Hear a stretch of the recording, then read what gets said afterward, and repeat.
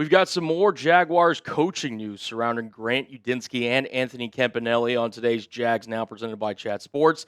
And did Jacksonville make a sneaky good hiring to potentially replace Anthony Campanile as defensive coordinator if he were to leave? We'll talk about it on today's show. My name is Coen Brown, and I am your host. And let's just get started with the latest Jaguars coaching news on Grant Udinski, who, is in the news again. He has been in the interview process for the Cleveland Browns open head coach position, and now there's another team entering the fray for the Whiz Kid services. Tom Pelissero had the note.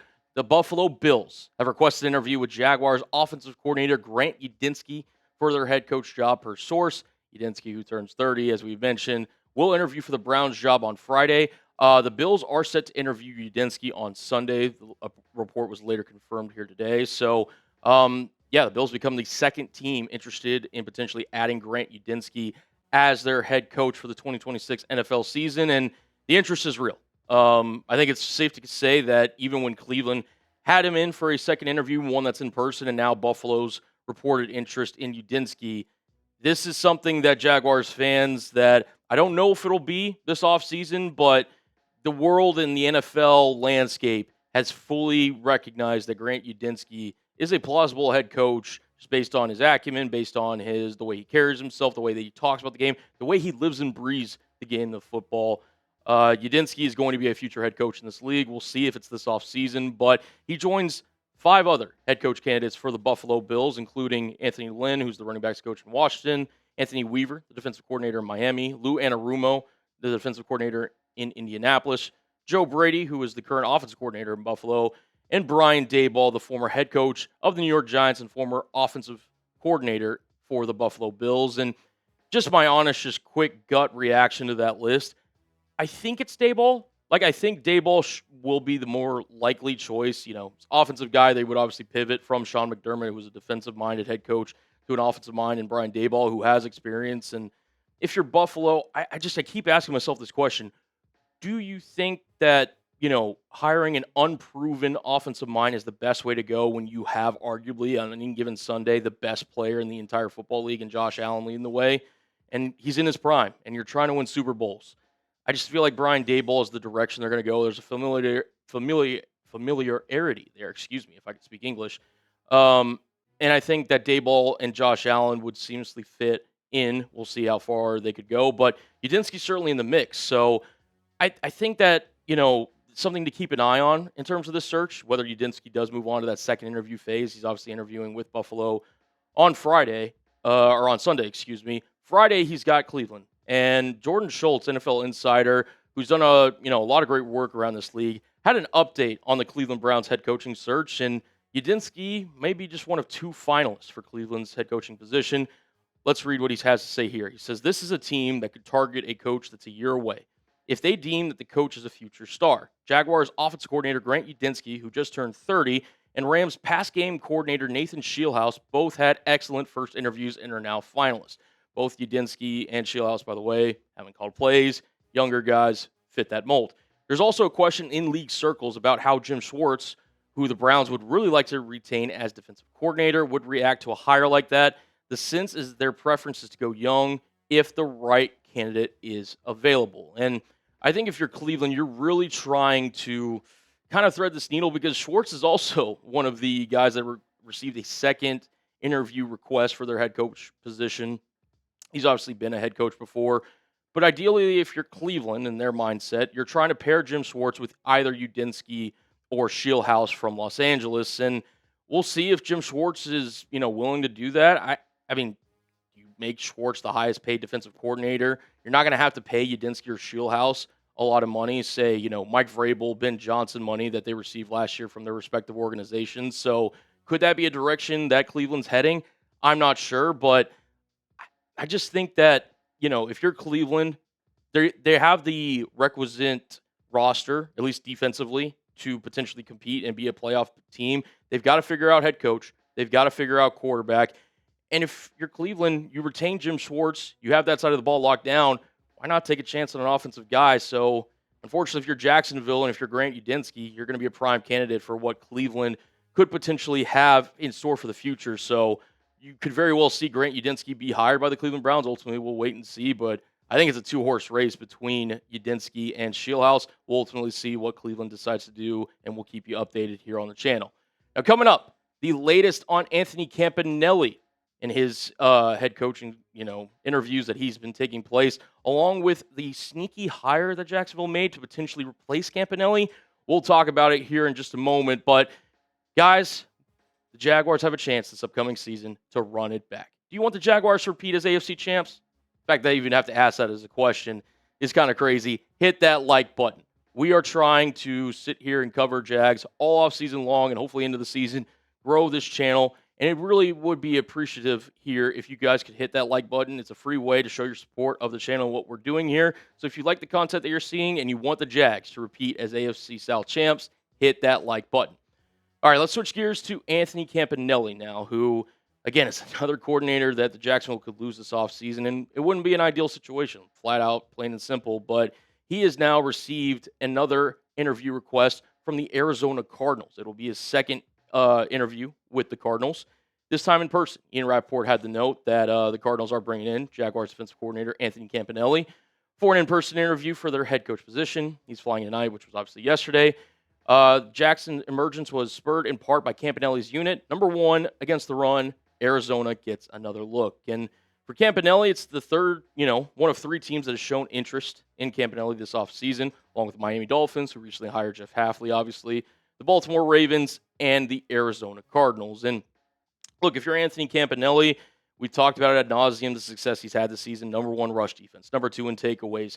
They were top 10 in points allowed, I believe. So the fact that Arizona has now had their second interview with Campanile, and Baltimore seems that they didn't hire Jesse Minter yesterday when a lot of people were expecting that Minter could be the next head coach in Baltimore.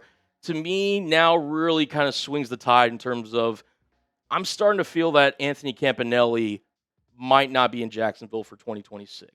I still think more than likely, like if we had to rate it out of 100, I'd say it's a 60% to maybe 65% chance that Campanile will stay in Jacksonville, but feels like by the minute, by the hour, by the day, that number is starting to flip in the other direction. And with Arizona's interest, they've really only had Vance Joseph. It's been really quiet in Arizona in terms of who they could potentially hire as their next head coach for the 2026 season. Could it be Anthony Campanile? Personally, if I'm Arizona, I'm maybe trying to look at going offense, trying to, build around a new quarterback, whether that's trying to get the best out of Kyler Murray, who they're probably going to move off of the season. Do they maybe go get a free agent? Do they go get a somebody in the draft, probably day two, because they're not going to be able to get Fernando Mendoza? Do they trade up for Fernando Mendoza? All these things are considered, but Anthony Campanile, with getting that second interview, is definitely in their plans to potentially be their next head coach. So something to keep in mind if you're Jacksonville. And, if you lose to Anthony Campanile, you're obviously going to have to look at replacements, which that could be, a future video we talk about here on the channel. But there was an interesting note about a sneaky good hire that could be related to this Anthony Campanile news. Matt Zenitz, who covers the NFL for CBS Sports, reported this yesterday that the Jaguars are currently expected to hire and ended up hiring Mathieu Araujo, the cornerbacks coach out of Miami. Worked in Miami the last 4 seasons and have recently interviewed for the Jets defensive coordinator job.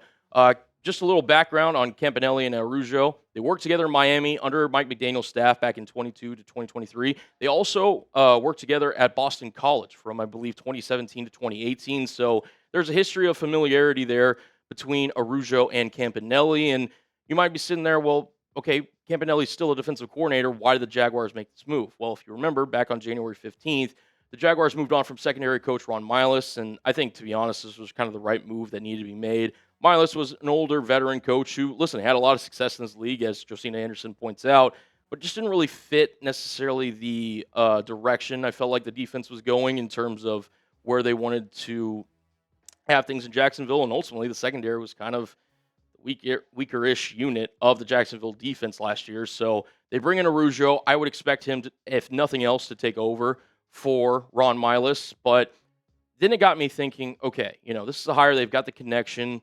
Is there anything more to it? Well, I did a little bit of digging last night when I was scripting this show, and John Shipley, who covers the Jags for Sports Illustrated, he had this really interesting article about the Araujo hiring, and I wanted to show his kind of thoughts on it and then give my reaction to Araujo's hiring for the Jacksonville Jaguars.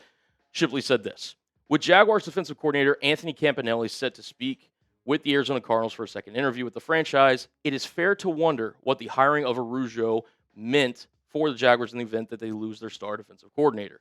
It is Campanile's connection to Araujo from Boston College and Miami that reinforce how good of a fit he is with the Jaguars. They have learned similar systems and both spent time with Vic Fangio in Miami, though, so perhaps it could be seen as a long-term, or perhaps short-term answer to fill any potential void if Campanile were to leave. And listen, this is potentially 3D, 4D move chess by Jacksonville if that were the case. I mean, look, you always have to make sure you prepare in the event that coordinators could leave, especially when you have a successful season like the Jacksonville Jaguars did this past year, winning 13 games compared to 4, winning the AFC South, hosting a playoff game. Liam Coen and James Gladstone were very familiar with this possibility. And there's still the chance that the Jaguars could promote somebody within that's already on the defensive staff to replace Campanile if he were to leave for a job like Arizona, like Baltimore. But I think Araujo, having that kind of background in Campanile's system, and, he was really highly well-regarded in Miami.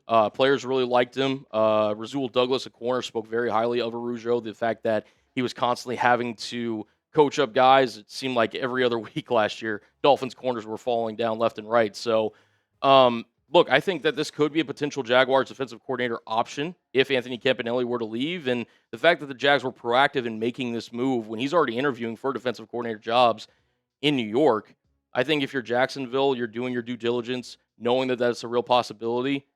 I think it's a smart move by Jacksonville and James Gladstone. We'll see ultimately what happens with Anthony Campanile's situation, but it's good to know that they've already got some insurance in place if that move were to happen.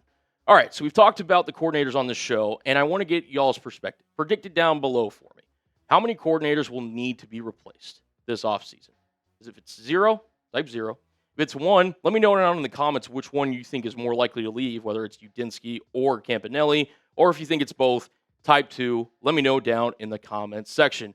And if you made it to the end of this video, you are a real one, and we appreciate you here at Jags Now. Myself, producer Tom Searle, he does a great job behind the scenes.